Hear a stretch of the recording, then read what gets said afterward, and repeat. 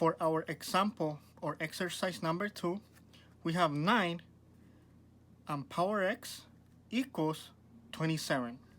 So my base of the left side is 9. My base of the right side is 27. Remember, the whole point is that we want both of our bases with the same base, meaning the same number. Okay?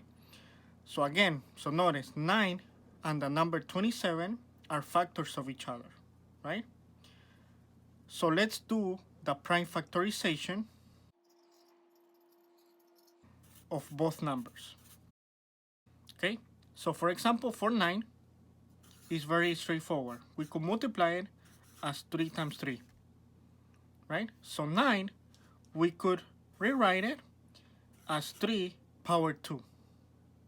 Now, let's take a look at 27.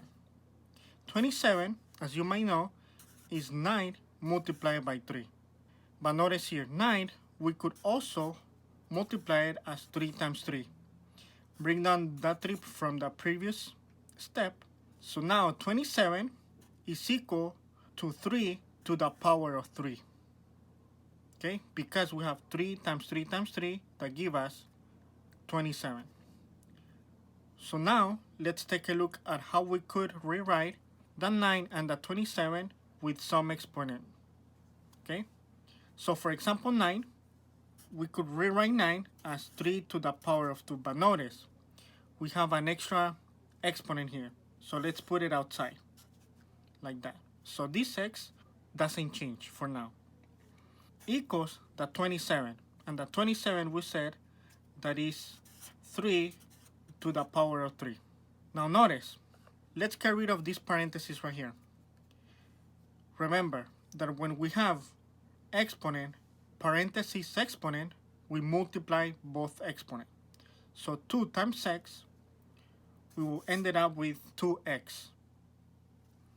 And let's bring the right side, which is 3 power 3. Now notice, we have the same basis now.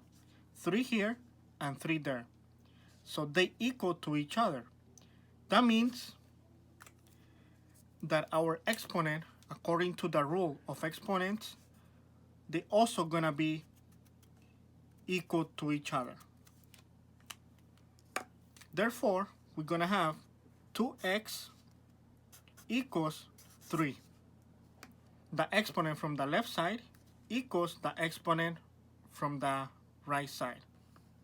Okay, so solving for x, notice that this 2 now is multiplying this x. So to get rid of something that is multiplying, we do the opposite, which is division. Okay, so we divide by 2 both sides. We're gonna end it up with x equals 3 half, or 3 over 2.